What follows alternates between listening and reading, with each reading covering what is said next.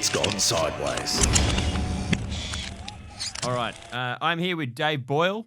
Dave, welcome to the podcast. Just straight into it. Beautiful. Come on, get in here. So, Dave, you are a comedian and also host, serial podcaster. Serial, yeah. Of what? You've got two podcasts. You've got I've Quit Alcohol. I'm quitting alcohol and the Oppression Chamber podcast, which is a little bit more low-key. And so how long have you been doing both of those? I've been doing the Oppression Chamber for like 6 years now. That was like, we started that. It was in the middle of the woke thing in Melbourne. Like everyone was like PC as fuck. So we're like, all right, let's do something. Tell me, what is that? I don't know about this. You know, it was just like. Just general like development of people being more PC. Yeah, it was just like, it was especially like, it was extra PC in Melbourne about 6 years ago. You couldn't say anything without like some backlash and shit like that. So we were like, let's do the opposite. And So who's we? It's you, John Doerr. Me, John Doerr, and Izzy Ali. Okay. Yeah. Somalian comedian. Very funny. And so you guys were mates before you started the podcast together? Yeah. Yeah. Yeah. Just comedians down in Melbourne. Yeah. And so how do you do it now? Do you just do it via Zoom? Yeah, we've got to do it Zoom because I'm up here. Yeah. And we're always like, someone's always somewhere fucking else. So just doing it by Zoom is easier. Otherwise you get locked into a place. That's why I actually started the other one. So the I'm Quitting Alcohol podcast is just me. Yeah. Talking shit. So most of those episodes, it says on the description that they're 5 minutes a day, but 5-10, yeah. I mean, is that hard? Has that been hard to maintain?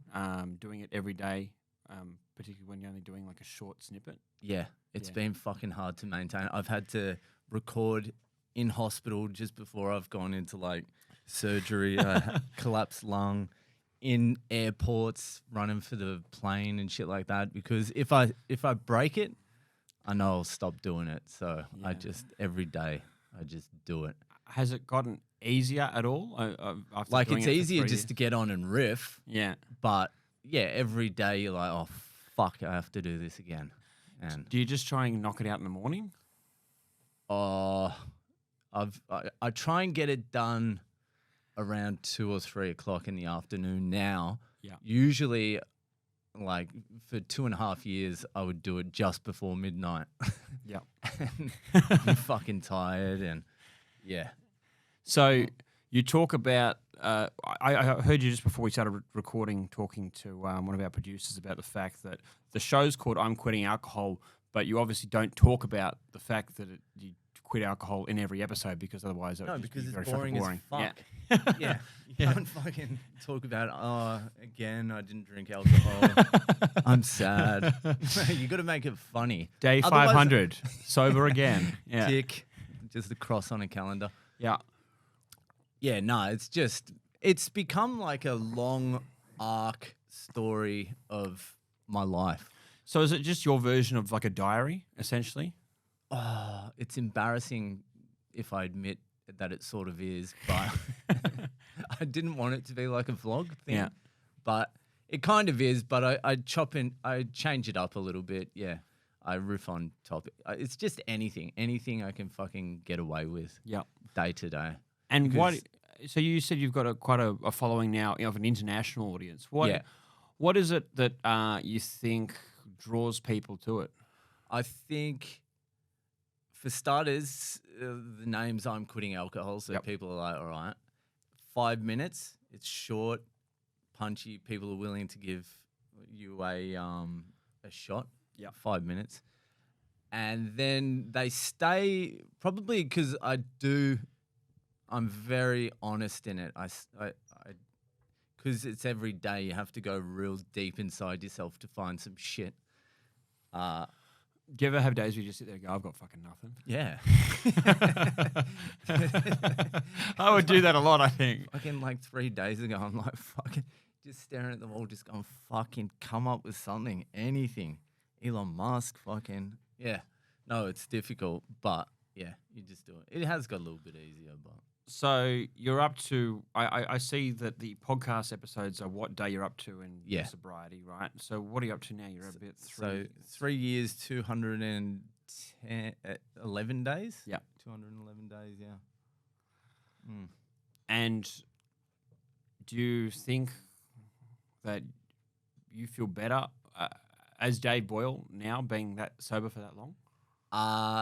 Yeah, but sobriety is like it's a fucking roller coaster. It trends upwards, but it's not a smooth linear line upwards. I've got no idea what you're talking about. What are you talking about? What are you don't know what I'm talking about. I mean, like, it doesn't go like that. It's not like I quit alcohol and then it's fucking like I'm a great person. Yeah, it's like, no, you quit alcohol. You figure out it's good for the first 3 months, then you realize, oh, I'm actually a piece of shit. Yeah, right. Okay, that must suck for your ego if you think, oh, I'm going to be much better bloke if I just quit drinking, and then it turns out that totally was wrong. Yeah, no, that's the first thing you find out, and that's why people fucking go back to drinking. Yeah, because they're like, oh, I'm a piece of shit, and that's hard to deal with. That didn't fix anything. It's hard to deal with that reality. Like, oh, I fucking suck. And maybe that's why I keep drinking. Yeah, yeah, it's a good crutch, but yeah, okay. So over time it does get better, but there's a roller coaster in between. Yeah, it's a fucking roller coaster. So how did it all begin? What was was there one specific moment, or was it a whole bunch of stuff that made you think, fuck, I've just got to give this shit up? It was like death by 1,000 cuts, but I would say the thing that pushed me over the edge was I was at Perth Fringe Festival. I was doing a show with 3 other comedians, 3 fucking of the funniest comedians I fucking know, but absolute fucking degenerates. Like, you know, like, you can't really make it in comedy anymore if you're a proper degenerate. Like, you have to be like a hustler. You got to work hard and all. These guys are just true degenerates, but funny as fuck. So one of them didn't even turn up. He didn't catch his flight to Perth. The other guy, when we got there, was in the middle of like a week-long meth binge. Are these guys still in comedy now? Yeah, there's two of them, like, they're hanging in there. Yeah. They're hanging in there in life in general, pretty much. So, yeah, one of them was on a meth binge, and the other one, he's virtually homeless. Yeah. So we get there, we do a show. The first couple of shows go fucking bad. No one's there, whatever. And then just by some chance, we have like 50 people in one of the shows. We all fucking smash. And then we go out on a bender, like a massive bender. And wake up at the hostel the next morning, and I'm with Mark Ojka. He's one of the comedians. And I'm like, do you want to just kick on? And so we kick on. This is about 11 a.m. By about 2 p.m., we're absolutely fucking trolleyed. We get kicked out of a pub. We walk into another pub in Perth, in the city of Perth, and they're like, nah, you're not allowed to drink. You're not allowed in here. We're already inside. And did you guys have a show that night? Yeah, we had a show that night.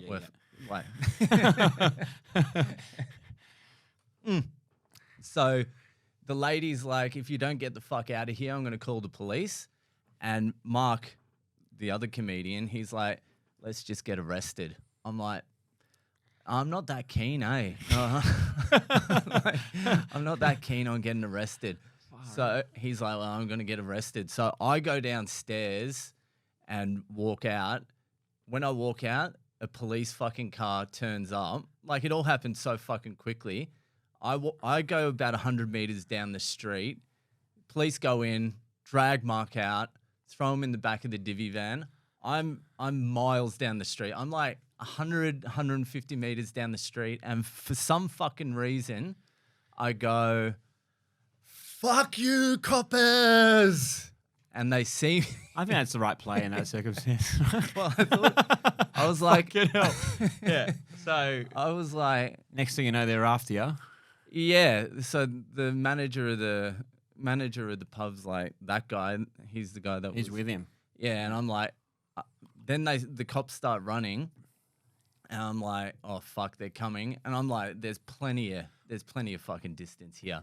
So I start running. I'm in like fucking thongs and shit, and I turn back, and the cunt's fucking like right on me. He's like about 3 meters away from me, and I'm like, oh shit. So I was hammered, so I fucking ran straight at a tree. I was like, what I'm going to do is I'm going to fucking run at this tree, and then I'm going to put a move on, and I'll miss the tree and he'll run straight into the tree. But I was so drunk, I fucking put the move on and ran into the tree. Straight into it? Straight into the fucking tree. I spun off into the middle of the road. They arrest me. The other cop comes down the road, pulls out his nightstick and just fucking slams me in the side. Fuck. And yeah, I got arrested. Turns out Mark had a warrant out for his arrest for assaulting a police officer 10 years ago. So he spent 2 weeks in remand in Perth. And this bloke's loose. Yeah. Let's get arrested. And so he's got warrants. And then the rest of the shows were a write-off. And I had just had a kid. Like my kid was 1 year old. And I was like, this is too much now. I was meant to when go you there say and the do shows were a write-off, do you mean like they just got cancelled? Well, Mark was in jail. Yeah. The other guy didn't turn up. Yeah. Fucking Dom was on a meth binge. Yeah, fuck. And I just got out of jail. I was hungover as shit. This was not a quality bunch to not. assemble for. It was not. This ain't no dream team, right? I'm like the glue. I was meant to be like the glue that was meant to. I was the responsible one somehow. Well, I mean, in that group, you still are probably the least piece of shit out of all of them. Yeah, somehow. That's saying a lot, right? Yeah. But that was like, that was it for me. I was like, I'm like, I've got a kid. Yeah. I was like in my 30s. I think I was like 33 or something at the time. I'm like, what the fuck is this? Like, what am I doing with my fucking life? Boy, girl? Boy. So how old is he? How old was he at this stage? He was 1. Okay. Yeah. Yeah. So, yeah. And so how old is he now? He's 6 and a half. Yeah. Yeah. Wow. So it was a while ago. Yeah, hectic. Yeah, so that was like, but before that, it's a million things. It was like arrests and fucking, yeah, it was just, but that was the thing that was the straw that broke the camel's back. Yeah. Getting arrested while I'm in Perth for a comedy show. So how long after that did you officially have like day one of quit drinking? Oh, it still took like a year. Like it still took a year. The crisis moment, yeah, still took a year after. You need to wind it up. I went on like a farewell tour. I feel you. Yeah, it took a while, but that was like, I need to. And was this time when you quit drinking, was it a success straight away, or were there hiccups? No, that was it. That was it. Yeah. I had given up drinking before. I gave up for a year. Yeah. And I learned some lessons in that year. Yeah. Because when you give up drinking, because I was a blackout drunk, but crazy as well. Like I would just do fucking dumb shit. Yeah. Just always getting into fights, losing every fucking fight. But you just backed yourself in your head. Yeah, you're like, I've got so confident. This time I've got it. Just a mouthy fuck. But then, I mean, you've got reach on you, right? Yeah, but never like trained or anything. Yeah. I'm training now, so fucking. Yeah, watch out. But now I'm not getting into any fights. That's so. right, because you're not drinking, right? You hated how that works? Yeah. Yeah, but if any other drunk guy steps up on you now, right, you'll be ready. Oh, yeah, now. It's also easier when you are, in fact, sober to be better at fighting, right? Yeah, that helps as well, yeah. I was always the drunkest of the fighters. But yeah, you learn lessons. Oh, I mean, I remember being 18, 19, 20 and just getting in so many brawls at pubs around like pool table arguments. That was my main ring. That was my that was my octagon. When you're saying that, that's where I was picturing it. That's my octagon. The dollar coin on the side of the fucking pool table. No, I can't. We're next. Let's go. It's so stupid that is just like the scenario where so many pub brawls could start. But you can, it makes sense Yeah, in some weird way. it does.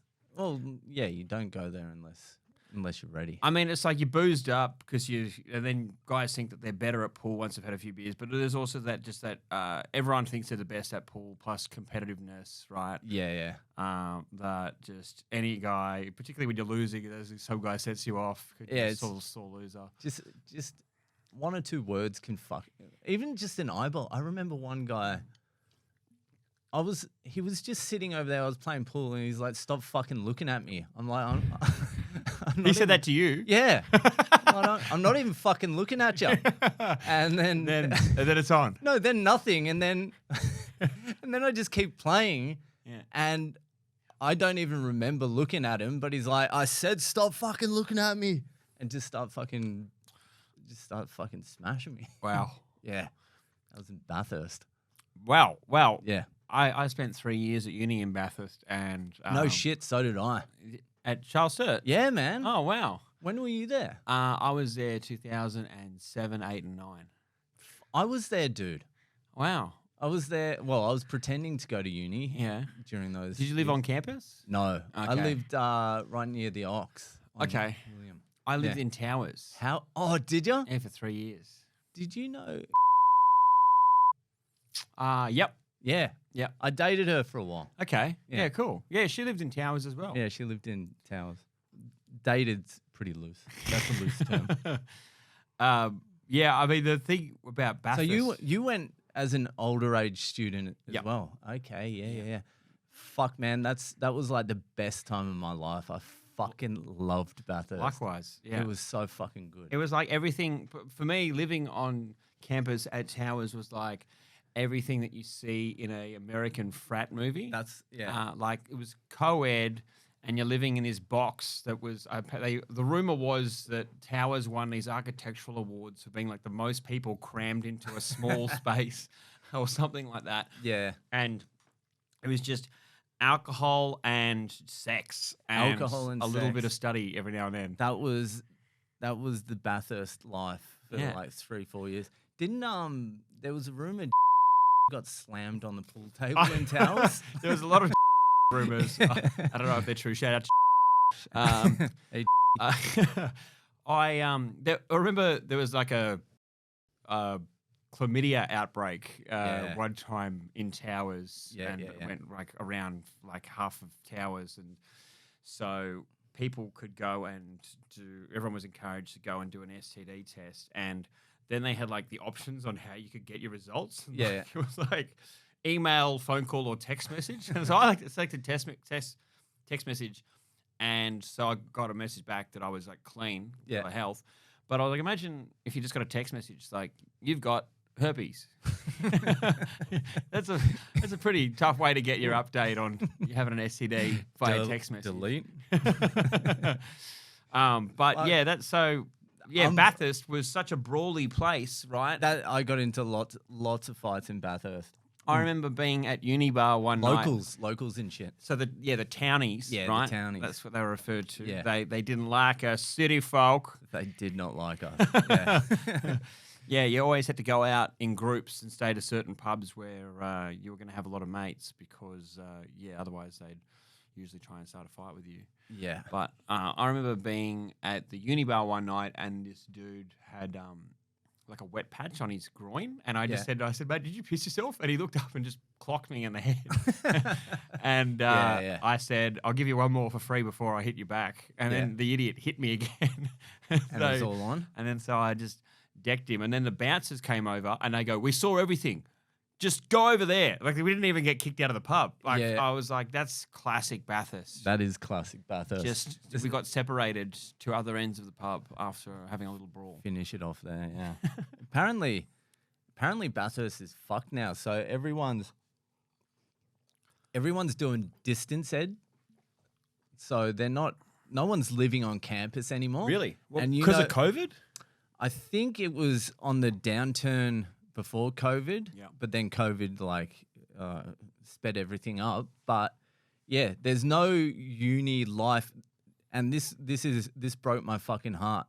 The uni bar, because no one went to it, is now a gym. Oh man, that breaks your heart. That breaks your fucking heart, doesn't it? I put a lot of hard-earned Centrelink dollars into that place. Oh, I put a lot of fucking money into that joint as well. That was like the best fucking fun. Yeah, I went there because I was just getting in too much trouble in Sydney, and I wanted to get out of just to go somewhere, and so I looked it up and saw that they had a comms degree, and thought that would be a good use of my time, and went there, and it was the best decision of my entire life. Yeah, I had so much fun, and then came back with a comms degree. I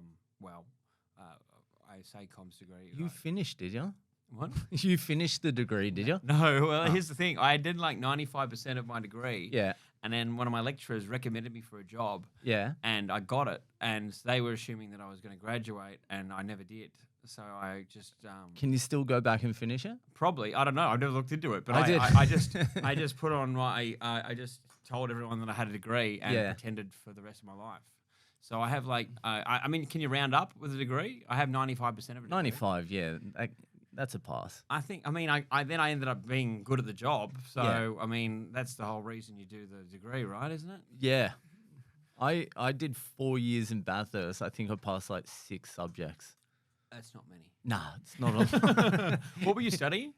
I tried to, at the start, I did communications or Yeah. like journalism or whatever the fuck it was. Yeah. And then the first class was like the law side of journalism. I'm like, Oh man, that sounds tough. I'm not doing any of that. So I changed to business, and then I just didn't turn up. I just stayed enrolled to get the youth allowance. Yeah. Or what was it? Youth allowance back then? Yeah. Oz study or something. Oz study, that's it. And yeah, remember at the end of the year they would get it would be 3 months off at the end of the year. Yeah.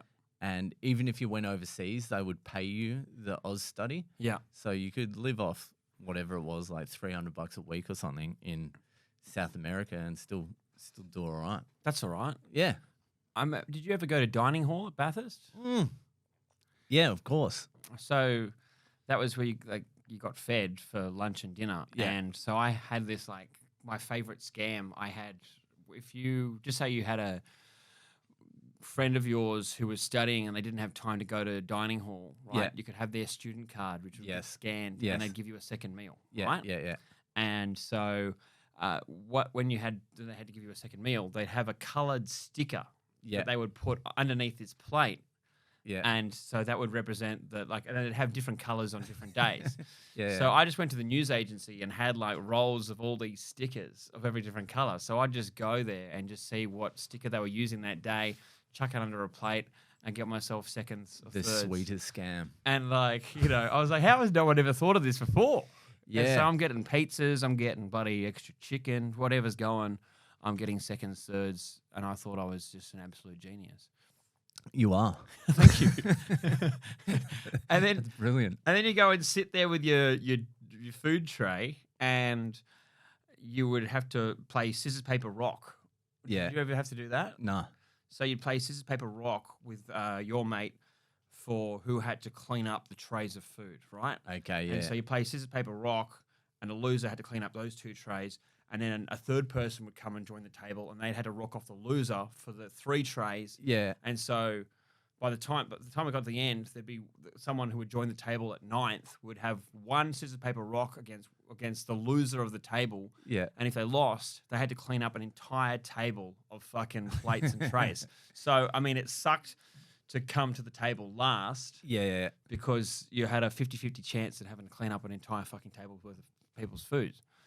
But then sometimes guys would get greedy, and there'd be a loser who has to clean up this entire table of food, and a guy who's lost the table next to it with it's got 10 guys, right? Yeah. And so when 2 guys finally feel Is a little everyone gathering around? these guys have to stand on chairs, right?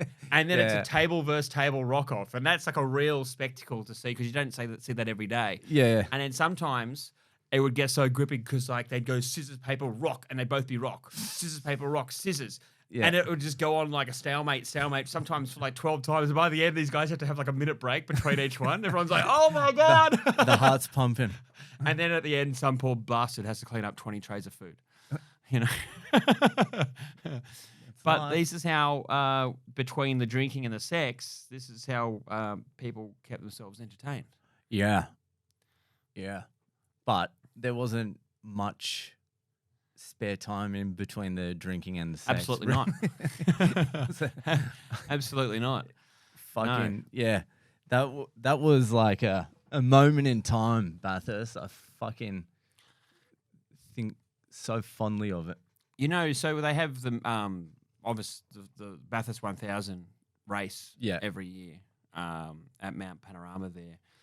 And so when you guys, there's a limit on how much alcohol you can take up the mountain. Yes. Yeah. So it's 1 case of beer per person per day. That's the limit. Yeah. And right? Then they used to, all the locals or the townies would tell you the old stories. You used to be able to, take whatever you want up there. We used to light cop cars on fire. So back in my day. Yeah. So, but guys wouldn't think that a case of beer per person per day was enough.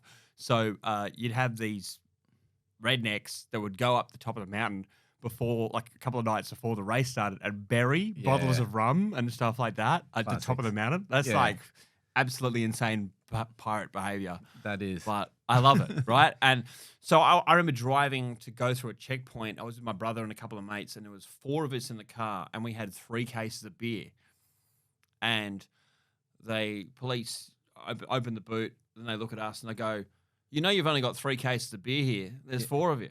You could have another one. It's like they were upset for us that we didn't have enough. Like, you're not taking advantage of the limits. I thought, you could sell them up there. That's Get another case. Like, there's cops that they want to enforce the law, but up to the very end of that law. You're allowed. Yeah, they're not really looking after your actual safety or health. Not at all. Just stick to the rules. They're the law. This is what the law says. You need to go back and get another case of beer before we allow you up the mountain. So when you quit alcohol, I mean, were you also like a regular drug user at that stage? Was that part of what you did? Have taken all the drugs, copious amounts of them, but I never really gave a fuck about them. Yeah. I didn't really care about drugs that much. Yeah. Although, like, if you ask people that know me, they would say I was pretty enthusiastic, but yeah, I never really gave a fuck. Was it mainly like when you were drinking, you would do the drugs as well? Yeah. I would never take drugs without drinking. Yeah. That was not my jam. Yeah, not like those weirdos. Yeah. Drug addicts. No. Are you allowed, I mean, with your sobriety, are you allowed to smoke weed or anything like that? I didn't quit drugs. Yeah. I still take drugs occasionally. Yeah. I was just in England and Edinburgh for some shows. Yeah. And I dabbled in a little bit of coke, a little bit of MDMA, a little bit of ket, and just not the same without the booze. I just don't give a fuck. Yeah, no, it was okay, but the novelty wasn't quite there. Yeah, there's something. Booze adds something. For me, I don't know. For me in particular, it enhances everything. But the reason you could still you felt comfortable taking drugs even though you weren't drinking was because you're not worried that you're gonna fall into shitty behavior if you're taking the drugs. It was only the alcohol that was causing it. The alcohol was the only thing causing the shitty behavior. I mean that's good to know about yourself, right? Yeah, it's strange because I've got a very addictive personality, but I seem to be able to keep the drugs and even cigarettes under control. Like cigarettes, I can smoke. I've smoked forever, but I can take a year off, have like 3 or 4 darts, and then just not smoke again for like. Do you 6 smoke months. much now? No, not a lot. Yeah, but I'll have the occasional smoke. Yeah, but with drugs, darts, not a problem. But eating, booze, anything like that, I fucking can't control. Like when I quit alcohol, I had eventually had to quit sugar as well because I was eating so much sugar as a replacement for the alcohol, and I was dieting a lot. So I quit sugar, and then I ate pumpkin one day, and that is like very sugary if you eat roasted pumpkin. Yeah. And so I got addicted to pumpkin. I was eating like half a pumpkin a day, and I ended up turning yellow. I ate so much fucking pumpkin. What, your complexion changed? Yes, I turned yellow, and it took 3 months for it to fucking go away. Man. I ate so much pumpkin, I turned yellow. It was fucked. Like, we're not talking a tan. We're talking No. an unhealthy, like, jaundice. Yeah, yellow. I was driving my mate to get his car from the mechanic, and he's like, "Why is your hand yellow?" And I looked at it, and I'm like, "Yeah, I fucking look jaundiced." I've had that. Yeah, well, I've had What's that that? yellow when I've like smoked like way too many cigarettes. But Yeah. I've had it from eating a vegetable. Yeah, too much pumpkin. You hear about it like, I mean, it's so insane to me that like you got addicted to what because of the sugary experience of pumpkin. yeah. If you roast pumpkin and then let it sit for I don't know, like half an hour, it there's like a caramel crystallization on the outside. So so when I asked you before we started recording, like I had drinks here, and you're like, "Oh, I don't want anything with sugar." I thought it was like a dietary thing, but it's because you get addicted to sugar. Sugar was harder than booze. Did you get fat? When I quit drinking, Yeah. I got the fattest I've ever been. Yeah. I was probably more after a year of not drinking, I was the most unhealthy I've ever been in my entire life. Seriously, I was a pack a day a dart smoker. Yeah. I was 100 kilos, and my normal weight's like probably about 84, 85. And like I was falling asleep. I couldn't feel my arms when I woke up. What were you or my snacking feet. on? Like I was eating chocolate, like lots, and ice cream, but insane amounts. I had no concept of the idea of diabetes. Yeah. But I reckon I was pretty close because I'd get these sharp pains in my feet. So I'd eat like 5 or 6 chocolate bars and go down and eat a liter of like ice cream every day for close to a year. It was pretty fucking bad. And then then I had to quit. So sugar. You're married, right? Yeah, I'm married. And was your wife just spectating this, thinking, like, what's going on? She's just like, what the fuck did I do? My wife's from India. Yeah. Like she's proper Indian. So he's gotten off the booze, and now he's just become a bloody remorseless eating machine. Yeah, I don't think she knew what she was signing up for. I mean, you've obviously got to keep her, man, because I mean, it's just like, Yeah. this roller coaster of like addictions. Like I feel similar that I've jumped from addiction to addiction, from gambling to drinking to drugs to like even like porn or like my phone. Even just you know. that. Yeah, like Just fucking scrolling is an addiction. yeah. That's like the last one left. That the phone now, and tea. So I never really got into porn that much, but yeah, those are my last 2. So I quit sugar. Yeah. I quit coffee because I was up to like 8 coffees a day, 8 double coffees a day, and I couldn't get to sleep, and the heart's just like, man, I'm fucking you've been nuts. putting your body through the ringer for a Yeah. long time. Yeah. 8 double coffees. Yeah. You've been buzzing, flying. No. No, That's Nah. it. You're not buzzing. You're just crashing all the time, and Yeah. the only time you're not crashing is when you have the coffee. Wow. Because I was a barista for a minute there, and yeah, I was addicted to them. It's fucked. That's what I mean. That's what I mean. Like it's not just a linear path I mean, to the promised land.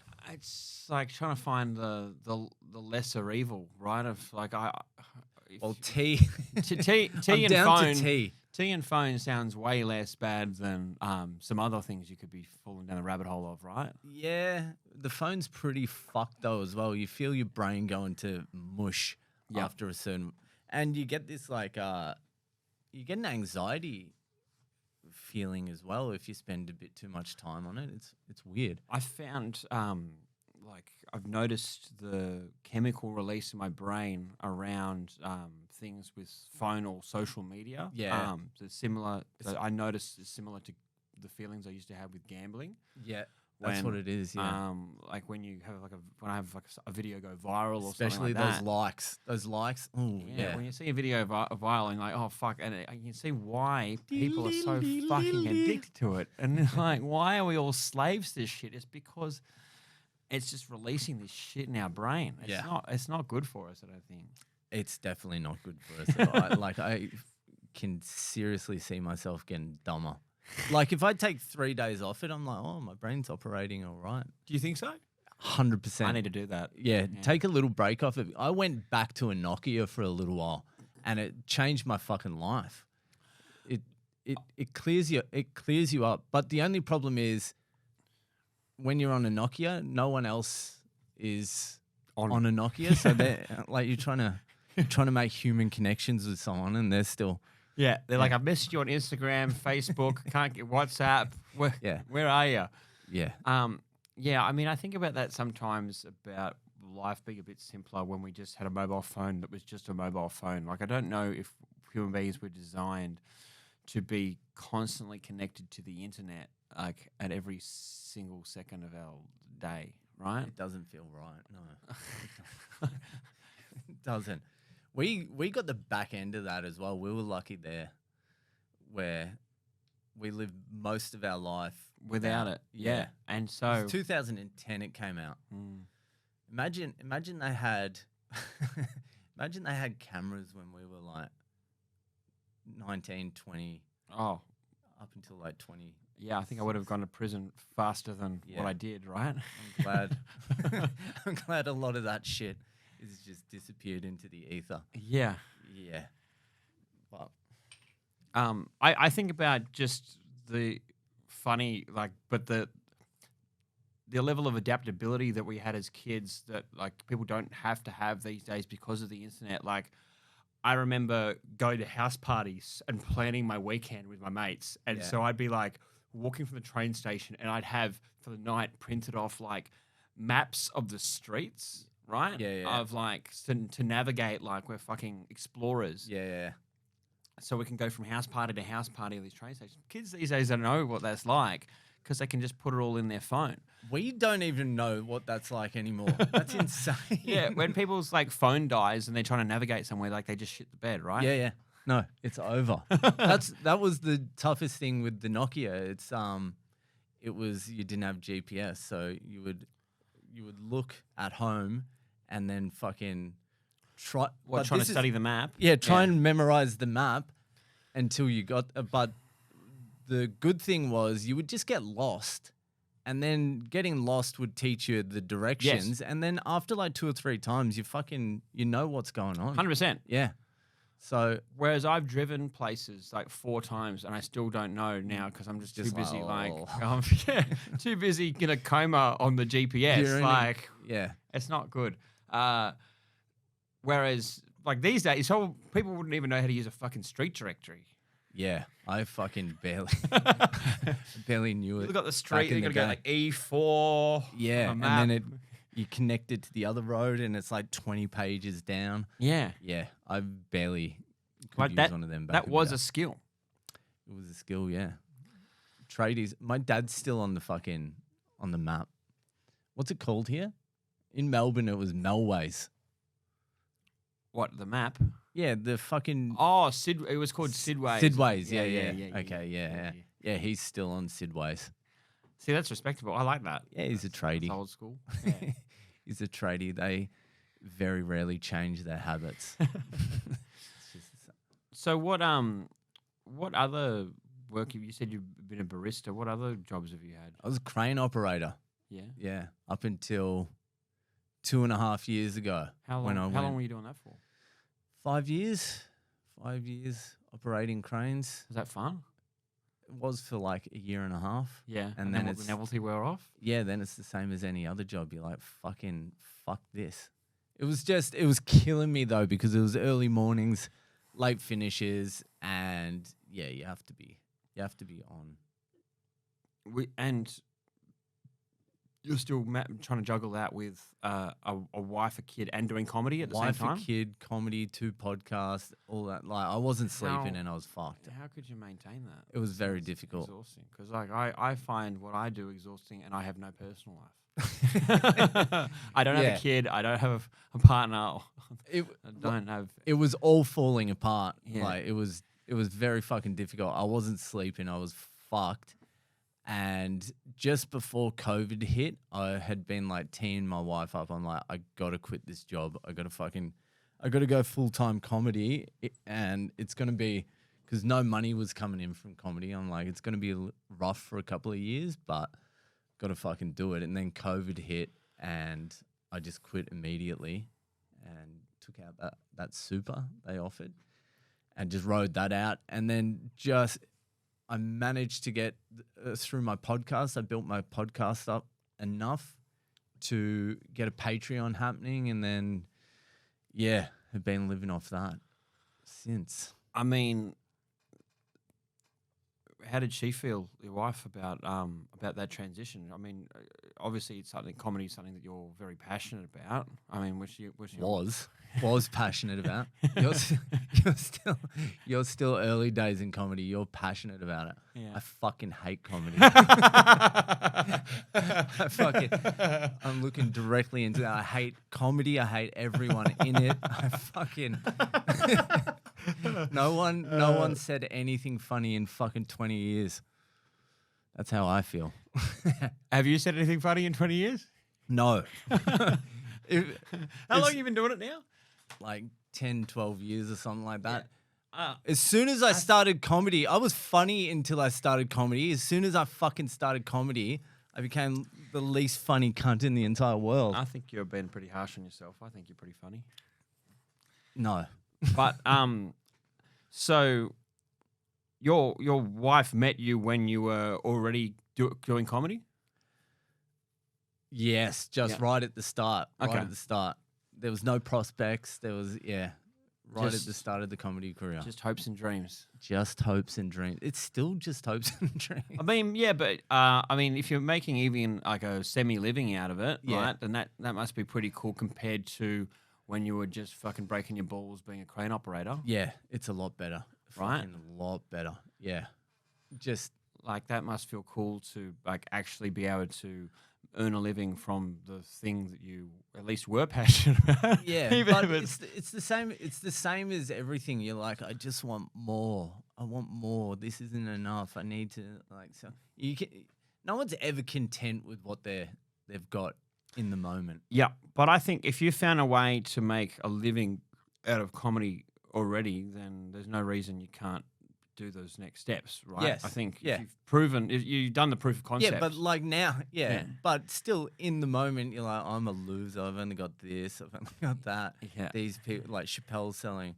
Like you compare yourself to Chappelle. I'm like Chappelle's. I don't know if he's the best person to compare yourself like to. Dave I'd rather just Chappelle compare is myself with like- some dickheads in the Sydney comedy scene because that seems far more realistic. Yeah, I right? should be comparing myself to open micers. That's a good point. I was going to head to an open mic tonight. You're welcome to come with me. We can.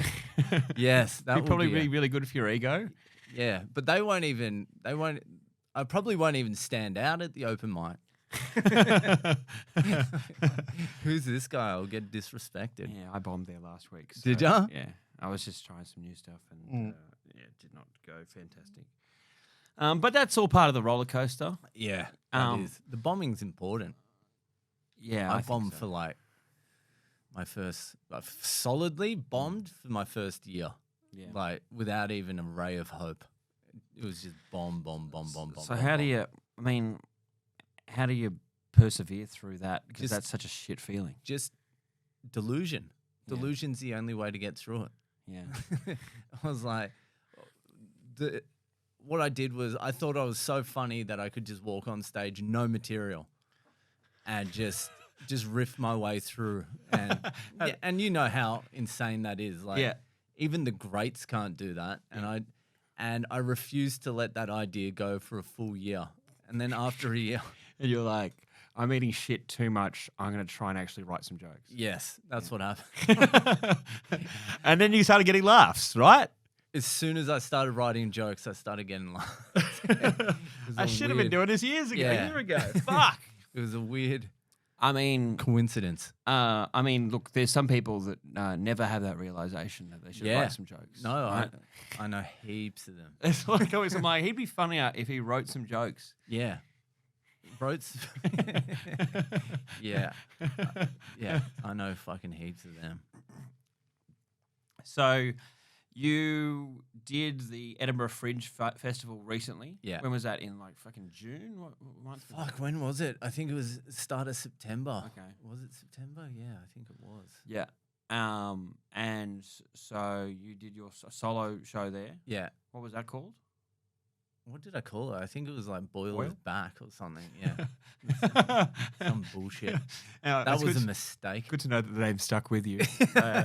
No, it was a complete fucking mistake. I made so many fucking mistakes at Edinburgh, yeah. But did you have fun? No. Not at all? In Edinburgh? Yeah. No. Why? It sounds so exciting to me. It's a nightmare. It's just a wall-to-wall fucking nightmare. I don't know who has fun in Edinburgh. How many shows did you do? I suppose if you're drinking or something. Yeah. I did 16, but then you're doing spots all around town. Yeah. And, it's a nightmare. Yeah. I think I heard you talking on your podcast about like signing up to do like a clean show. Yeah. Tell me about that. That was I had been so broken by that stage that I was just like, yeah, why not? I'll just eat shit. I did a full hour to one fucking person in the crowd, and it went well, the hour to the one person. And I was like, I'm done. I don't give a fuck about comedy anymore. What? What do you put that down to when we've only got one person in the audience? Was it like, do you think that your marketing sucked, or whether like I had no marketing for starters? All right, that seems like a problem. That's an initial problem. I thought it was the same thing. I just delusion. I thought I have a little bit of a following in Scotland, but not enough to fill. I knew not enough to fill 16 shows. So I would get like 2 or 3 at most shows throughout my run. 2 or 3 audience members. 2 or 3 people who knew me from the podcast. Oh, okay. But But I had to fill it out with like random people. Yeah. Yeah. But so I mean, you had one show with one person, but then you had other shows with a lot of people. Yeah. Right. There was some shows I had it completely packed out, but the problem was my room was a dorm room in a hostel that they'd taken the bunk beds out of.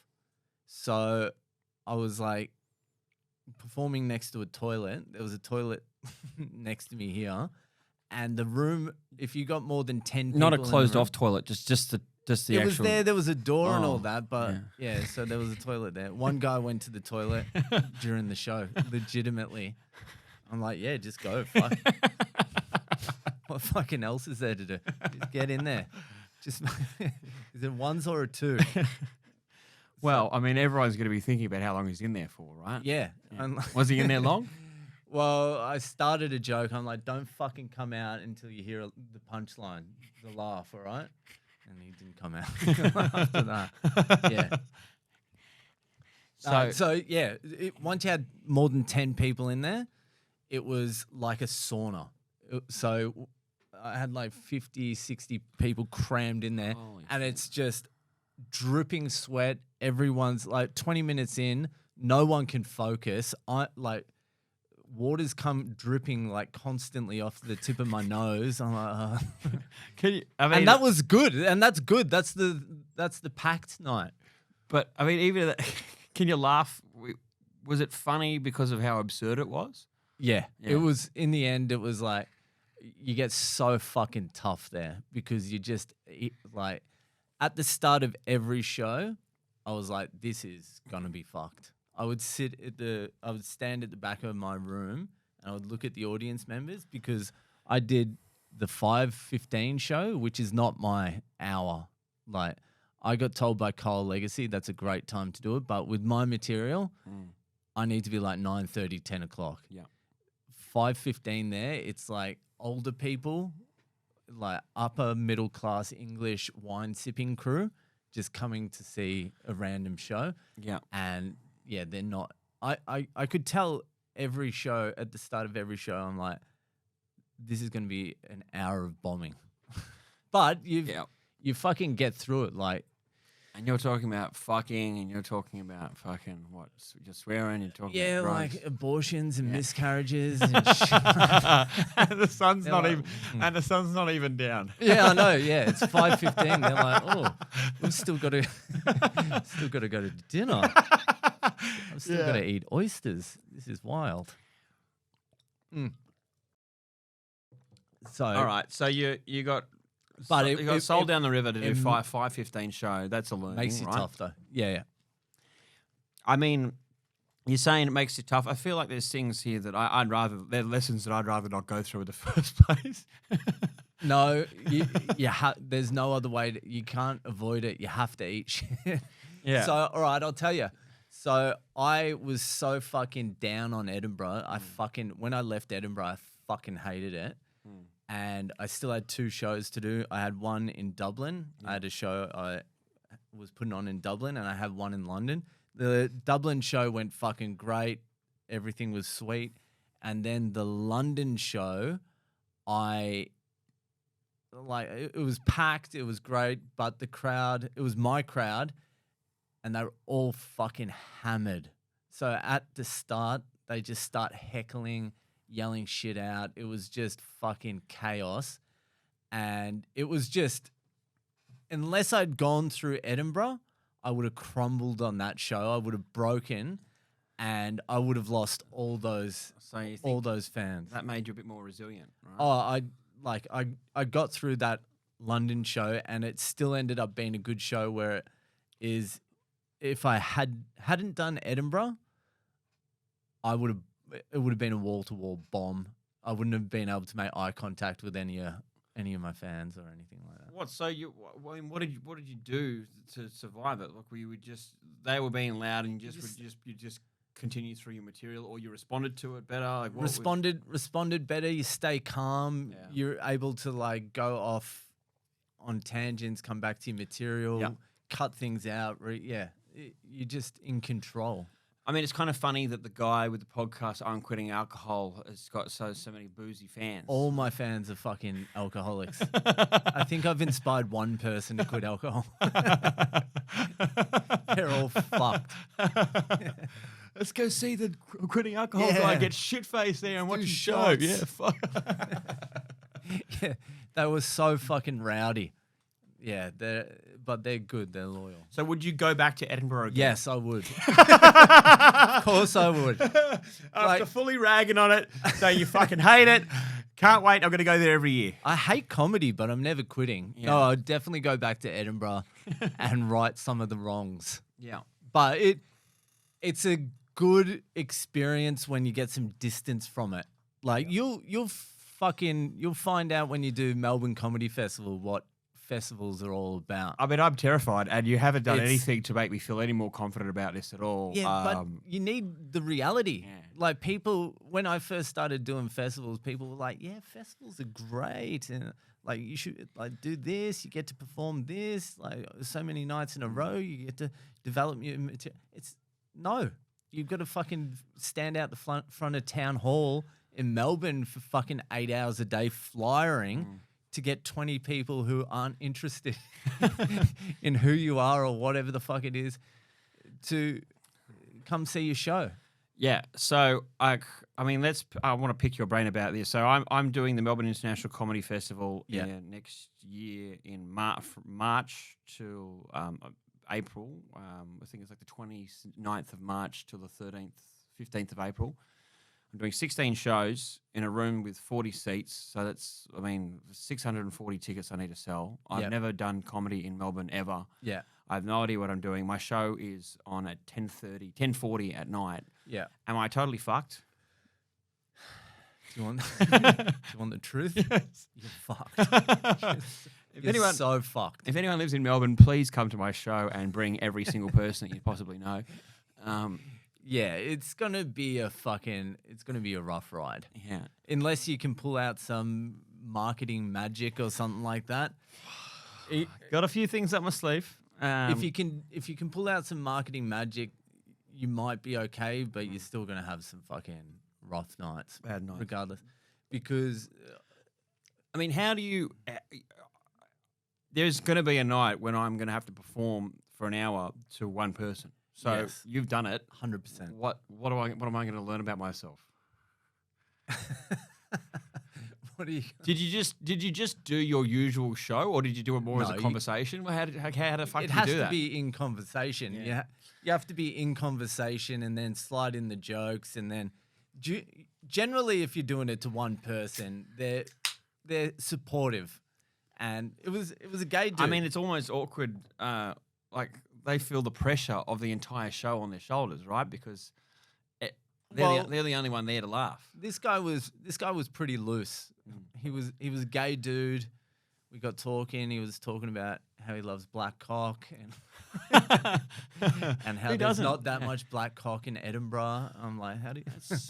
Which is interesting. Yeah, there isn't. But in London, there was heaps of black cock, and I'm like, oh yeah.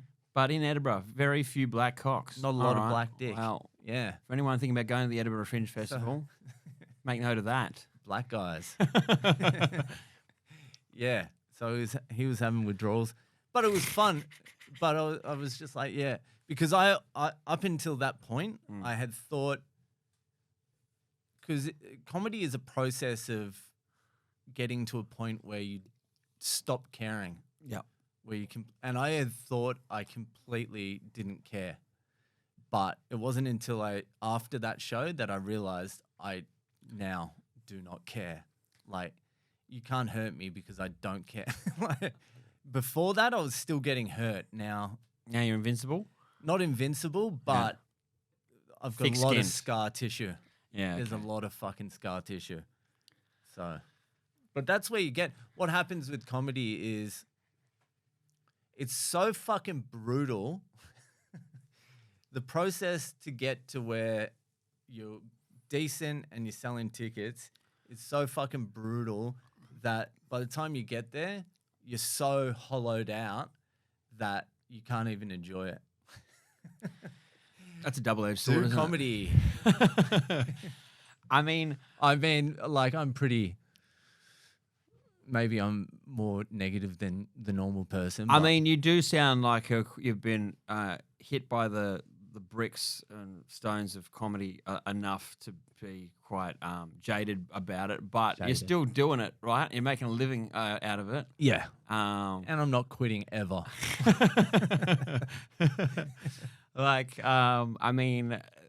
all this shit you're saying now, you park to one side when you're on stage, because when I've seen you on stage, you look like a man who's having fun, Okay. you know? Yeah, maybe I do have fun on stage. I do enjoy that part. Right? Yeah, I enjoy the part on stage. If even that, there is some caveats to that. If I'm doing something new, if I'm trying something, if I'm doing something a little bit different, if I'm just rolling up and doing my material just to get laughs, I don't enjoy that. Yeah. Yeah. I get that. I found, like, the first time I did comedy at a non-open mic in front of, like, real people, and I did well, I, like, got such a high off it. Yeah, I was yeah. like, fuck, I can see how this could be dangerously addictive. And I also maybe want to, like, go and do drugs. So I was Yes. like, luckily I just, like, went home because I had curfew.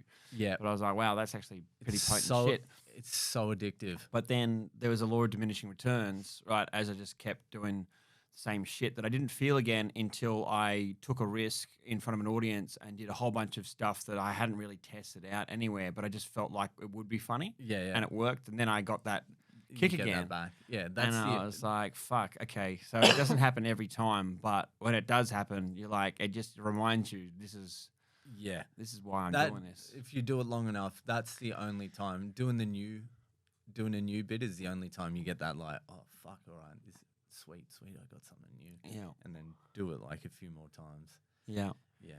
But the addiction of comedy, like I used to tell people, yeah, try comedy, just do it. Like you can do it but it's so fucking dangerous because it actually is an addiction like any other addiction, and you can lose 5 years of your life doing comedy and you're not meant to do comedy. Like you're not funny. I mean, I certainly see that. There's guys in the open mic scene who aren't particularly great at it, but I can see that they get something out of it, whether that's a sense of community and friendships or it's just a way of them expressing themselves. I feel like that you can't say to anyone that there's no reason you shouldn't be doing comedy just because you're never going to fucking make a career out of it. Sense of community, the same way heroin addicts just all there go steal fucking wallowing in your depressing addiction yes, together. that's what it is. I mean, there's a lot of fucking broken souls that I relate to in comedy, right? And they're the only ones I relate to. I fucking can't stand the well put together fucking. Well, those fuckwits aren't funny either. You know? No, they're not, but they know how to work and they're reliable and they get the job done. But I found particularly for me, comedy has been quite therapeutic because I mean, getting out of prison, like I had so many of my mates just completely just bail on me. Yeah. Right? And so starting in comedy and finding this whole community of people that I just hit it off with and have been so supportive. And then I'm also addicted to comedy myself. So I'm doing comedy 4 or 5 nights a week. You see these people more than your own friends and family because they become your friends. I've found that has been a huge part of it as well. Oh, it's like it does give you some purpose for sure. Like especially coming from your situation into like a comedy thing, gives you a direction to head, gives you like a creative outlet as well. Yeah, there's lots of good things to it. Yeah. There's just like a lot of bad things to it as well. You love talking about the negatives, but there's obviously somewhere deep down in you there is also an optimistic take on it, I think. Yeah, there is. It's buried though. Somewhere. It's way down there. And I'm not a qualified enough psychologist to dig that up, but it's somewhere there, I think. Yeah, it's in there. Yeah, I'm more I'm more discourage people from starting comedy than encourage it. I think that's fair. Yeah. Because I have seen some people who have obviously been encouraged to do it who I feel like their friends have done them a disservice. Yeah. Right. But then you get the ones that no one's ever encouraged them to do it and they've never said anything funny and they're like, this is my calling. On what fucking basis? Yeah. Have you come to that fucking conclusion? So I did the Raw comedy competition earlier this year and it's at the Comedy Store, right? Which is one of the biggest comedy venues in the country. Yeah. And so before that, I started doing all these open mics just to get good enough to just try and do 5 minutes on stage at Raw. But you see these people that rock up and it's the first time they've ever done comedy in their entire life. Yeah. And they stand on stage at the Comedy Store and they stand at comedy competition and you think, and they suck. Yeah. I mean, I think there's only like a 1 in a million like exceptions to those rules, like Luke Heggie, right? I saw his first ever gig. At the store or where? At the store, it was his heat, Raw heat, first ever gig, and I was doing Raw a few days later or a few weeks later or something. So I wanted to check out what the fuck Raw was. I think it wasn't my first gig, but it was like in the first few. And how'd he go? Absolutely fucking destroyed. I was like, well, he's won it. That's every insane. joke hit, and every fucking joke hit, and it was quality. Yeah. And that was his first gig ever. I think it was Tom Ballard or something was host, and he's like, "Was that seriously your first gig? And he's like, yeah. And yeah, he was Just in unbelievable. in the Heggy first nonchalant manner, yeah. Yeah. And yeah, it's it was insane. Yeah. It was really insane. It was like, oh, that guy's fucking It's unbelievable. insane more when you just see the other end of the contrast, like the other end of the spectrum, where people. The reality is, most people will get up. It's the first time they've ever done comedy and just be terrible. Yeah. And that's and it makes you feel better about to validate the hard, like the work you do to be able to be all right on that stage. And Heggy fucks it all up, where he can just blow in and fucking kill straight away, right? Yeah, but yeah, that's like Just a natural gift. he was unbelievable the first time. Yeah, it's like me comparing myself to. Yeah, you got to compare yourself to someone a little bit closer. Yeah. To who you are. Like, I bombed for the first year. Compare yourself to my first year. You are fucking miles ahead of my first year. Well, that's because I didn't get on stage and think that I was just going to make up funny things on the spot. Yeah, you're more grounded in reality. That's how you get to my negativity. You got to be completely grounded in delusion, and then just be fucking buried every few days. Your whole Have you life. considered a career in motivational speaking? I think we've got something here. Yeah. So what's next for you? Are you working towards doing another solo show at the moment? I'm next year. I want to go to Canada and the US. I can sell. I don't know how many, but I can sell a couple of tickets. I reckon I can I can sell a show in New York. Sell a show in New York, LA, Texas. It doesn't appeal to you to do Melbourne or Sydney? No. Why? I don't think I'll get anything out of it. I won't have a full show to do, a new show, and yeah, no, I don't think I'll get anything out of it. Yeah. I probably won't do Melbourne again. Mm. I don't feel like there's anything to be gained out of Melbourne Comedy Festival. Yeah. It's a pyramid scheme, and it's just, yeah. Again, this is filling me. Have a sip of that. Yeah. My mouth's dry as fuck. Well, you're filling me with confidence, as I said before. I go to Melbourne to do 16 shows at 10:40 at night. Oh, that's gonna be fucking. Is that all right? I think that will trigger me. Why? It's got no sugar. Because it's sweet. Surely it's got sugar. It says no sugar in big letters on the front. Stevia natural flavors. Yeah, it says no sugar naturally. The fuck does that mean? All right, let's see. What happens if you get triggered? Do you just go suddenly buy 10 chocolate bars? It definitely has no fucking sugar. There's no sugar in there. Huh? What happens if you get triggered with sugar? Do you just go buy 10 chocolate bars? What happens? Yeah, that's a. Yeah, I'll put on 20. It begins! Yeah, that's what it's like. Like Barney drinking that wine and. Yeah. Yeah. In The Simpsons. I don't understand. That was non-alcoholic champagne. I find, since I've quit drugs, like I jump from different patterns of addictive behavior, whether it's my phone or food.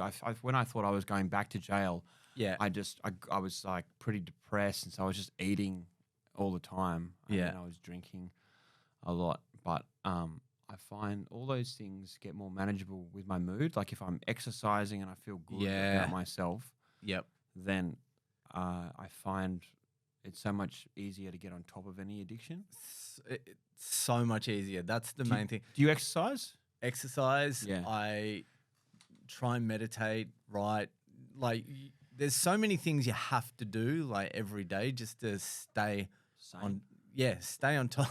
Otherwise, like, if you have, like, a bad night's sleep, like, say you have 4 hours, you wake up in the morning, you feel like shit, then you're like, oh, fuck, I can't be fucked exercising, then you eat something shit for lunch, and it just spirals your day out of control.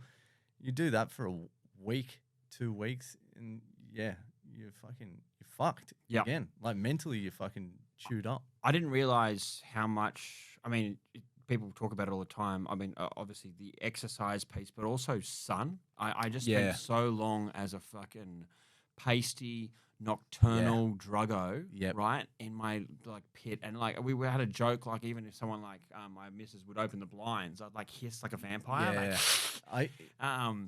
and then like just spending time in the yard at Parkley or at Long Bay or even after. I discovered how much I needed the sun for my mind. Yeah, it's huge. I spent a lot of years I'd never see daylight. Yeah. I still can't even handle it. It like hurts my skin. But you don't realize, just a bit of what do they call it? Vitamin D. Yeah. Has such a huge impact on your mental health. Yeah. And getting it into your eyes in the morning, like I heard it on some fucking podcast, so I started doing it. So you just get like 10 minutes, 15 minutes of sunlight into your eyes in the morning, and it triggers like all these different things. You can feel it. Like I would wake up at like 6:30 and I would go for a walk, and I can barely open, like I'm fucking cooked. And you go for a walk, get the sunlight in. After about 5 minutes of walking, you can feel like a drop of like adrenaline or whatever the fuck it is. You wake up, you're like, oh, yeah, you feel good. It's good. Yep. Sun, exercise, coffee is a big one. But you don't drink coffee anymore? No. No, because you get addicted to it. But tea. Lots of tea. I drink about 9-10 teas a day. Yeah, there's still problems. There's lots of problems. I feel like you're slowly getting towards like, these are much like better problems to have. Yeah, they're easier problems to manage. A tea problem is so much better than a drinking problem or a drug problem. That's true. What about pussy? Did you get addicted to that when you? I mean, look, I don't think I've ever had enough to. I would like to be addicted to it. Okay, yeah, right. If I can get more access. You were a drug dealer. Surely you weren't. I've always had girlfriends. Yeah, I've always. What a waste. That's like becoming a rock and roller, like. And getting a missus. I am a man who has I fall very quickly. Really? Yeah. So you didn't even have a period where you were just. Oh, I mean, I've had those periods, for sure. But Bathurst, I suppose. Yeah. I've had plenty of those periods, but also, I mean, that's all well and truly done now because after what happened with my ex-fiance, I don't think I'll ever get close. You'll never trust again? I don't think so. Well, not for a very long time. I'm happy to be a single man for the next decade or two. Yeah. I just I'm not too worried about that anymore, to be honest. And plus, like with what I'm doing now, like I wouldn't want to have to worry about someone else's happiness. Yeah. No, you're in a selfish game. Yeah. You need to be selfish. Yeah. To get anywhere in comedy. So, yeah. I think, between exercise, work, a day job, podcasting, and then comedy, it's just there's no real time for maintaining. There's not a lot of time for relationships and kids in there. Yeah. So how do you manage that with your wife? Right? Do you guys have like a date night or some kind of special rules just to maintain the romance? Because I don't work. So of course, and she only goes into the office like 2-3 days a week anyway. So she's around, I'm around.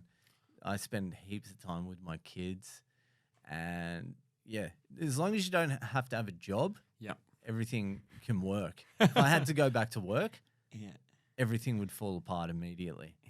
Yeah, it would just because I do jujitsu during the day now. Like I roll down at like 11 a.m. That's cool. How many days a week do you do that?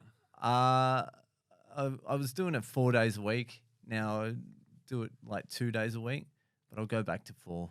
Cool. Yeah. How long have you been on that for? I've been doing that like 6 months now. Okay. Yeah. So that's cool. That really is another thing that gets your mind like gives you a lot of confidence too, because you can handle yourself. Like when I would get into fights when I was younger, it was all just bravado. Yeah. It had no substance to it. There was nothing backing it up. It was like maybe I was like a little bit strong and I could throw a punch, but a little bit. But at the same time, you could throw a punch like a pub brawler, not like an actual like boxer or something. Yeah, like that, right? like I got jumped in Paddy Maguire's. Remember that place? Yep. Just around the corner here. Yep. And an Irish cunt fucking bit into my lip. What? Yeah. How'd you let him get so close to you? We were making out, and no, I was what happened was I was fucking headbutting him, and kind of like what happened was I was in Paddy Maguire's. It was a busy night. It was a Bledisloe Cup night. Yeah. And my parents are Kiwis, so I was like, I follow the All Blacks, and I was waiting in line to get a drink, and I was standing next to a girl, and it took fucking forever. It took like half an hour to get a drink, and so I'm chatting to this girl, nothing, just chit chat, waiting for the drink. We got a drink. I went out the back, and I needed to go to the toilet, so I'm coming back through. And that girl's sitting at a table, and I just went up to the table and like, did you finally get your fucking drink? Blah, blah. And she said something, and then the dude she was sitting with was an Irish guy and just goes, "Fuck off, you cunt." And I'm like, what are you talking about? He's like, "Yeah, fuck, she's fucking married, you fucking cunt." And I'm like, dude, I'm not here to like fuck her or anything. He's like, "Fuck off." And I'm like, yeah, all right, whatever. And so I went down to the toilet. I went into a cubicle because fucking occasionally get stage fright. So just went into the cubicle. I'm taking a leak and just fucking feel boom on the back of my head. Boom. And I turn around and it's that fucking cunt who was sitting at the table with this chick, and he's just fucking laying into me. I turn around. I have to kick my pants off. I fucking pull my fucking underwear up, kick my pants up, push past him, and then I fucking run through, like, out. And there's an upstairs area, so there was a little space, like a little room like this, and then upstairs to get into the main area. So I go to run upstairs. He grabs my foot. Pantless. Yeah, pantless, just in my boxers. He grabs my leg, pulls me back down, and starts bashing me again, starts smashing me again. Is he a big fella? No, he was small. If I was sober, I would have fucked him up, but I wasn't sober. And so I'm like, all right, let's go. And I had a cast on because I'd broke my thumb in another fight like a week before. It's all making sense why you gave up booze, isn't it? It's just a long procession of these fucked up stories. And so I start fucking cracking him with my cast. Yeah, so I'm grabbing him and I'm just fucking, and I'm starting to win the fight. And I go fucking like that. And he grabs me behind the ears and just goes, and then What the fuck? bites it. Can you see the scar? Bites into my top lip, just crunches down on it. And I'm like I try and eye gouge him. I try and smash him in the nuts, try and get him to fucking let go. He doesn't let go. So I just grab his face and fucking, he push it off, and he just like, that goes off here because he bit through all the muscle, and that pops out here. I go like this to see the damage, and my whole fucking arm is covered in blood, and I must have gone into shock or something. Then he's slamming me, like I'm not even concentrating on him now. I'm like, my face is fucked. I end up against a fucking brick wall on the ground like this, just him smashing me in the head. And then, this is the weirdest move ever. He got down on all fours and bit my leg. He fucking bit my leg, the This cunt. guy's part werewolf.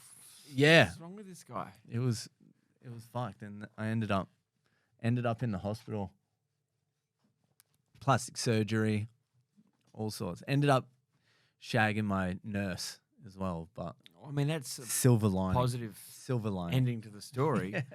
But holy shit, you got mangled up. Yeah, fucked well, up, I hope real you've bad. got a few good ones on this Irish dude at least. Not enough. No way near enough. If he bit your face Not off enough. and bit your leg. Yeah, when you shave, you can see it. It's like through here, it was like numb for years. Fuck. Yeah. Oh well, I hope some karma gets that bloke. Yeah, he was a cheeky cunt as well because the cops got him, and then they took a photo of him, and he had just turned enough for them not to get him properly. Like, you couldn't see his face, and the cops came over. They're like, "Can you ID this guy?" And I'm like, "I don't know. I wouldn't be able to tell you what he fucking looks like." They're like, "If we show you a picture, do you reckon you'd be able to?" I'm like, "Yeah, you can show me, but I'm not going to be able to ID." And they showed me the picture, and he'd turned, and I couldn't tell it. I'm like, I'm not going to be able to with that photo. I mean, it sounds like they were very much wanting you to just fucking just say, yeah, that's him. Why didn't you just... I chalked it up to karma. I was like, nah, I'd gotten away with a few things, and I'm like, that was the leveler out. I wasn't pissed off or anything. I was like, Really? You were like, you deserve that. I was like, I probably had it coming to me. Yeah. Yeah, fuck. That one. Yeah. Do you ever just like look? I mean, do you ever just look back at all this wild shit and I mean, are you so much happier about the version of yourself that you are now? Yeah. It's easier to live with this version. I mean, obviously, it's much easier for people that love you, right? Yeah. If you're not getting like bashed up and mangled and injured, and also carrying on like a pelican. Yeah. But also just for your own version of like when you see the man in the mirror, right? Yeah. Like I am a completely different person to the man I was 2 years ago, and like even though my personal life is pretty much a dumpster fire right now, I much prefer the version of myself I am now. Yeah. And I mean, that's a cool feeling. That's a good feeling. Yeah. Yeah. I do. I'm much more content with who I am, but like there's still heaps of work to be done. I'm not anywhere near. True, but you're not okay. So you're not the version of yourself that you would like to be, but you're not getting banged up and bruised and being the fuckwit that you were at one stage, right? So there is obviously an upward progression. Yeah, a lot of anxiety came with that as well because it was all drinking related, everything. Like, it sounds exactly like it was only alcohol related, and so it makes perfect sense that that's the one thing. Like, you can do drugs, but you've cut out the alcohol because it was just your kryptonite. Kryptonite, yeah. I just couldn't I could never get a hold of it. So yeah, just crazy. Do you think it's been? I don't know if it's been easy, but it seems like this time you stopped and you've continued to stop. And do you think like the driving force is because you have such a strong memory of all these fucking shit situations? I had just a little bit of that. It's a little bit of a lot of things, to be honest with you. It's a little bit of that. It's a little bit. I'd come to a dead end, or let's say a crossroads, where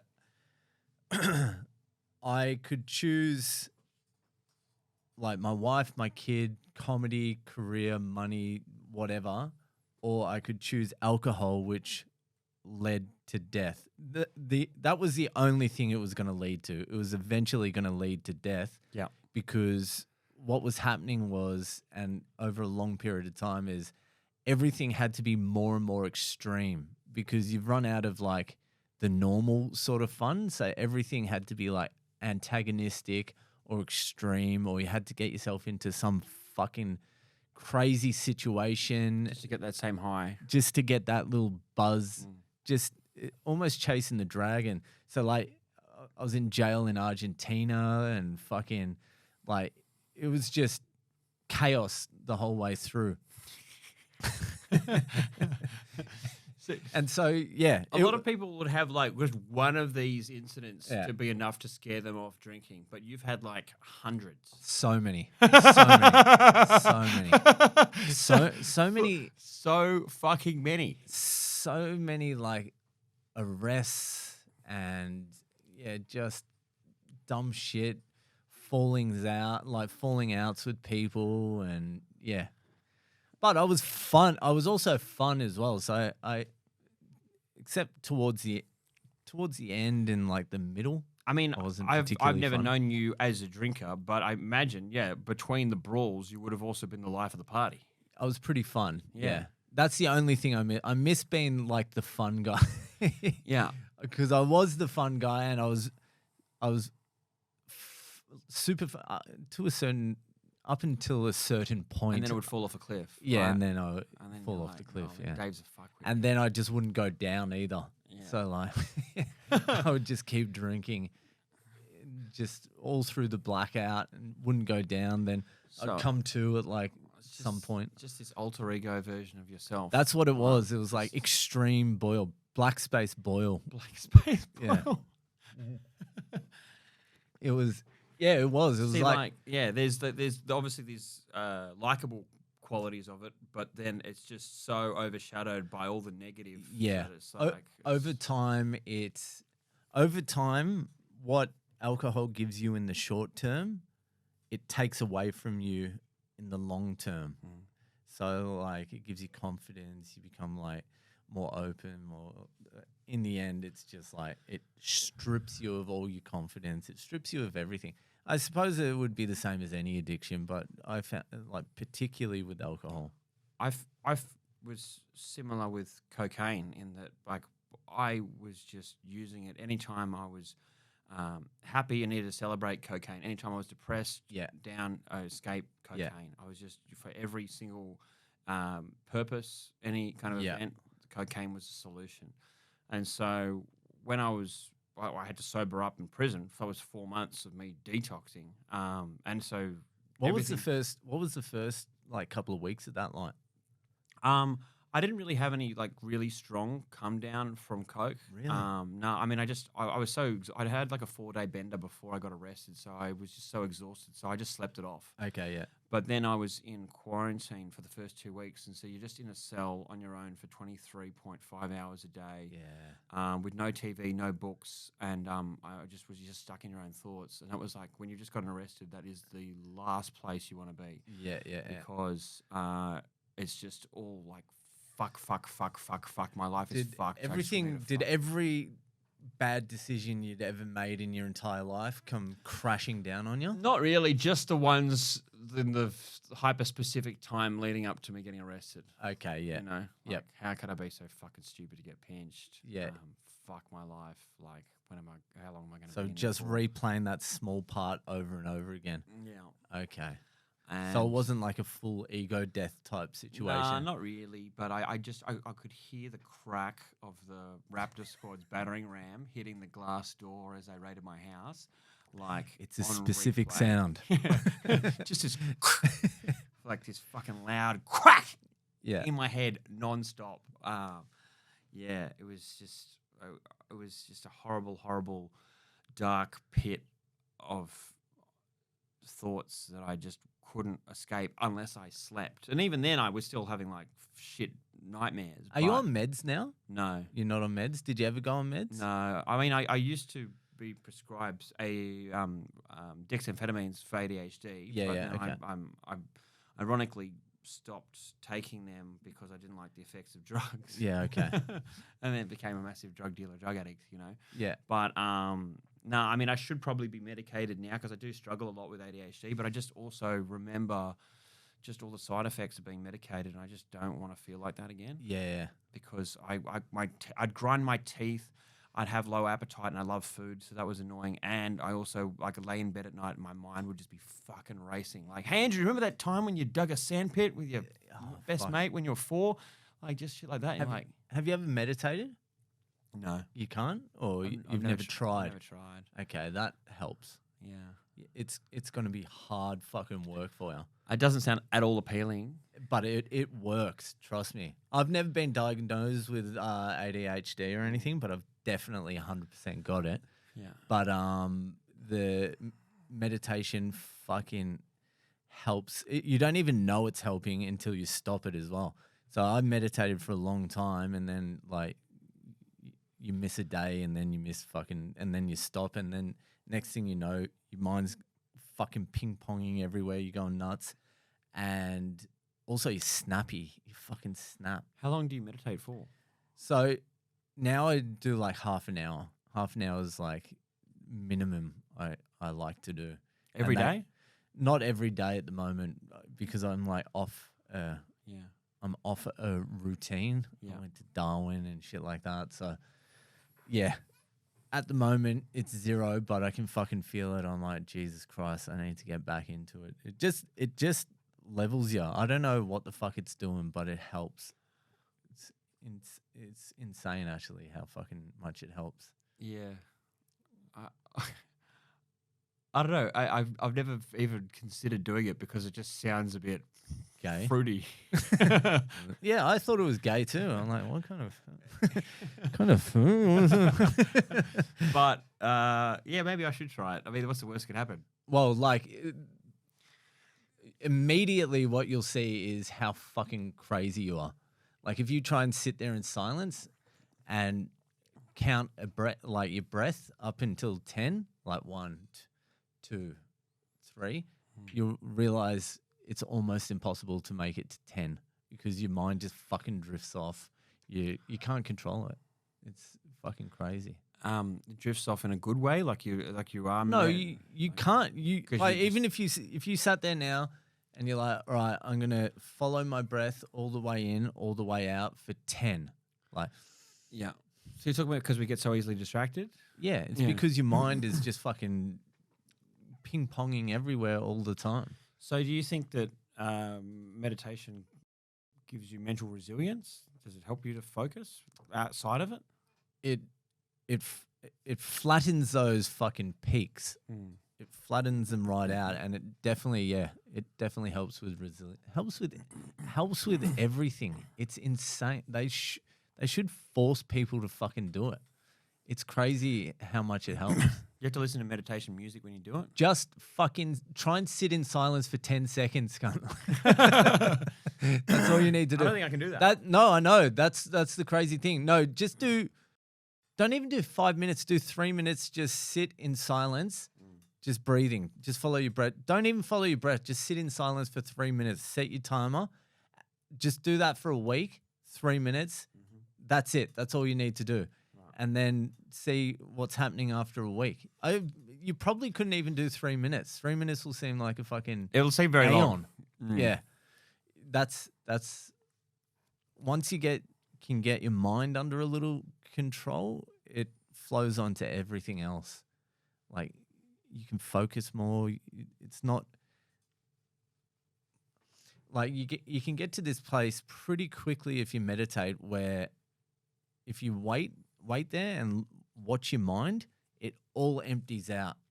So you're sort of in there just by yourself, which is the same place I used to like to get to when I was drinking. I used to drink till blackout. The blackout was my favorite part. That was your happy place. Yeah, that was my happy place because it's just you work this out after the fact. This isn't something you're working out at the time. I was the same with Coke. I just wanted to do lines so big that my entire brain went numb. Yes, right? And I just couldn't be. And there were no thoughts. Yeah, I didn't want thoughts. This is why you should do meditation because that black space and the meditation is the exact same space, except now when I go to that space, I just continue on with my day, when I was doing it with drinking, getting to the same space, it was like I was destroying my life. Isn't it funny we're all on these journeys to just find a way to just not think at all? Yeah. We're all after oblivion.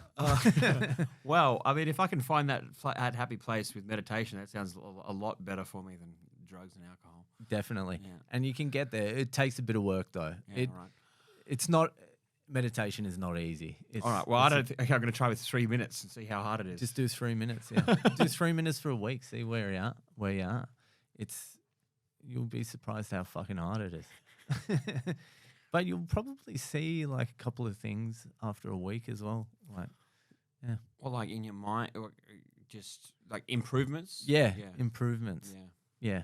Temperament, mind, maybe anxiety. 3 minutes isn't a lot, but you'll see something. Well, I mean, considering I'm starting at 0, I think. Yeah. You'll see something for sure. Cool. Yeah, especially when you stop. So, how did you get into it? How did I get into it? I don't fucking know. I was always like into Buddhism, as you can tell, or at least the ideas of Buddhism. Yeah. And then seems so zen. Yeah, I know I'm real zen, just pouring out positivity. And yeah, I think it just flowed on from there. But I was the same as well. I'm like, that's fucking gay. I'm not meditating. Yeah. I was always from that school as well. Yeah, that's been like a major roadblock. For yeah, me, yeah. That's what if the fellas find out? The boys can't catch me doing this. Yeah. Right, if I can do it. All right. All right, we'll leave it there. Shit's gone sideways.